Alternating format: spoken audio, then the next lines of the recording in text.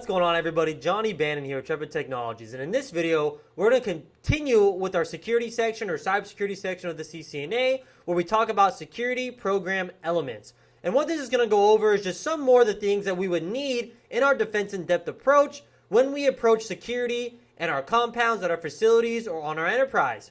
We want to make sure that we're not just being so technical, and we do have some administrative controls in our security. Now, as network engineers, as network admins, no, we're not going to be the people developing the SOPs for where to put fencing, where to put bollards. We're not recommending man traps or visitor stations when entering the compound. It's not going to be our place in the meeting, in the tech sync. However, again, it is important as a network admin who's bringing value to the team, who's being part of the bigger picture and having that breadth of knowledge that you understand the different security program elements, because you still want to be a good steward of security culture or cybersecurity culture in your organization. So it's important that we do understand these security program elements. No, we may not be the first person called if there's an incident. No, we're not in the SOC. We're in the NOC. But again, it's important that we understand this. Not to mention, there's a CCNA course, and guess what? This will be on the CCNA exam. So with that being said, let's go ahead and get started. And before we get started, let me just shorten up my face here. You don't need to see my face to study CCNA. Okay, so on our agenda today is we're going to go over user awareness concepts, security awareness, and then different types of physical access control. And just to spoil this video, there is nothing fun about physical access control. It is what it is. You just learn about it. There's CCTV cameras. You learn what they prevent, how they deter, and then that's it. It's just plain old memorization. Nothing fun about this at all. And again, a lot of times as cybersecurity analysts, as network engineers, thinking of this human element isn't as fun for us because we love being technical. So don't get discouraged. We got to go through this. You have to know it for the exam. It's on the objectives, and it is still important stuff. Okay, user awareness concepts. So education. This is going to provide training and resources to enhance user knowledge about the best practices in cybersecurity. So what are we talking about here? With education, it's our duty again to promote a good culture of cybersecurity and have resources for people. We need to, as the network team, provide the resources and let users know that it's not okay to pick up USBs and plug them into our systems. It's not okay to bring your computer from home and plug it into our wall jack. If you do bring a BYOD device, make sure it's approved. If you're bringing a computer or device from home, make sure you jump on the guest network. You don't try to access the enterprise. We got to have resources available for our users to understand this. And a lot of times we'll probably discuss this later on in this section, you have something called an AUP, an acceptable use policy or agreement that gets signed before a user gets provisioned an account. And this is also going to go over how you're supposed to use the computing systems in the enterprise. But it's also our responsibility to provide the education. This could be in the form of having a centralized repository for all users in our enterprise to look at as far as best practices. This could be as simple as a weekly email being sent out about cybersecurity best practices and just making sure that material is available. Now, phishing awareness. This is educating users specifically on phishing and social engineering attacks as they come in on email. It's important that we talk about this and make this something notable in our training.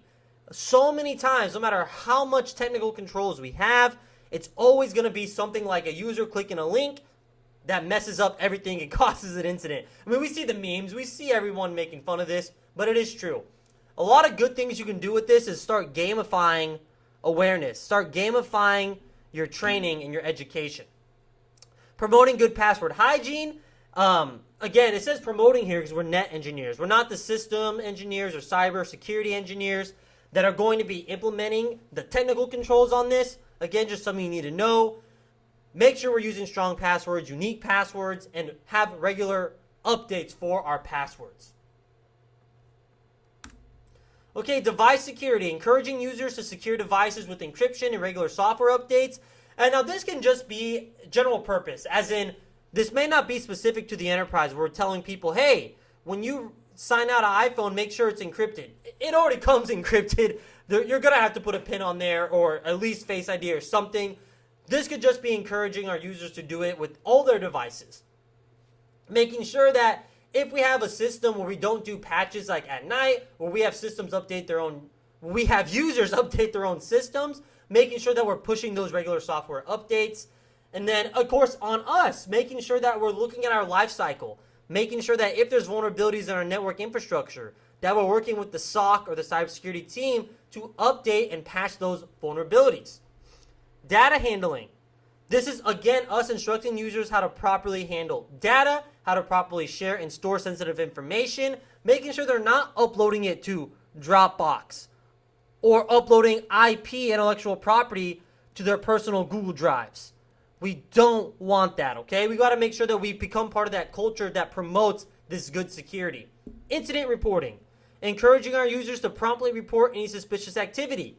This also goes into play if that we understand our role in incident response and reporting, making sure as the network team that sits in the NOC, what our objectives are in case an incident happens. And a lot of times you're going to be doing exercises like tabletop, simulation tests, parallel tests to make sure that we understand our responsibilities and roles in incident response. Awareness programs. So this is going to be a comprehensive initiative to raise awareness. So again, this is awareness training, meaning weekly emails, gamifying, bi-monthly, monthly, quarterly cybersecurity awareness training. Education program. So this is something like deploying an LMS on to the enterprise that's for your users where they can go learn about security. This is a fully onboarding education program. And again, a lot of this could be a part of that provisioning of the accounts and the onboarding process of new users. A security policy. Again, we do have a limited role in this. We are not going to be the ones solely creating the SOP and the guidelines for our security policy. However, as a network team, as an IT and network professional, it's up to you to provide insights on the infrastructure and the networking architecture for our security policies. A security standard. So this is going to be a defined benchmark or a set of criteria that outlines minimum security measures. This does affect us. So part of the security standard could be like host name convention. This could be also affecting our IPAM, right? Maybe for some reason we use the last IP address as a default gateway instead. Just little things in our security standard that could affect our configurations for our network infrastructure. Training. Now this is going to be specific sessions or courses that focus on teaching employees practical skills. Again, this could be gamified. This could be an actually in-person 2-hour, 1-hour session that happens quarterly that everyone has to sign in on, or their bosses have to say that they attended, whatever the case may be. And now to get on to the fun stuff. Let's talk about physical access control. So this is going into the human element, going into actually what we can do to protect our compounds, our facilities, what systems we can employ, what devices we have, and then, of course, what physical things can we implement.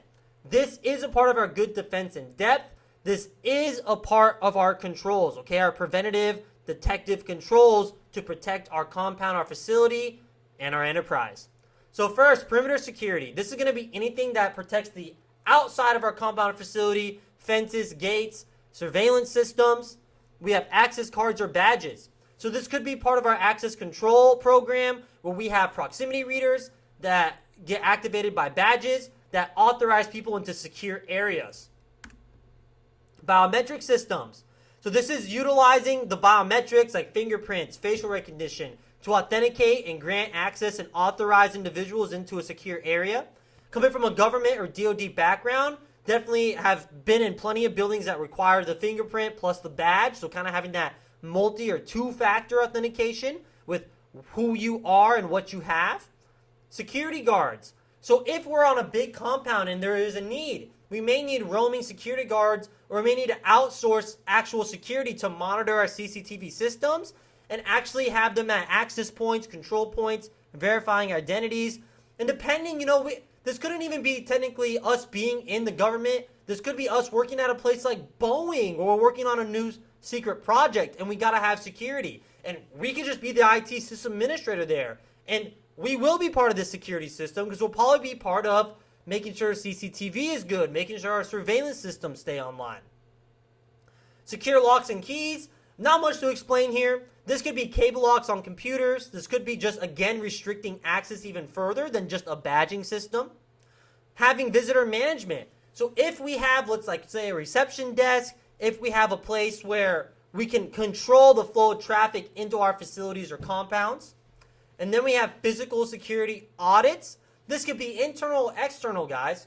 This could be us just going through, acting like we are a threat actor and seeing how easy it is to get in. This could be hiring a third party to see how they could get into our facilities, making sure our systems do work. Do our badges work how they're supposed to? Do we have good visitor management? Do we have the right physical security? And that can just be a quick internal audit or something external. All right, so that's going to cover it, guys, for this section. This is section 8.002. And again, we want to thank you for viewing. And if you're in the military or in the DoD and you want us to come out to your unit or organization, we do run CompTIA and Cisco in-person boot camps where we bring all of our computers, all of our lab equipment. We bring gear for you to work on like Raspberry Pis, GLINet travel routers, even G fully integrated labs. And if your unit doesn't, we're also on the Army Ignited system as a vendor where every soldier gets $4,000 a year towards certifications, just like TA, just like your tuition assistance. And we are an active vendor on there. This is for active duty, reserve, and National Guard soldiers. So again, thank you for viewing. And if you like this content, please like and subscribe and share with your friends. Thank you.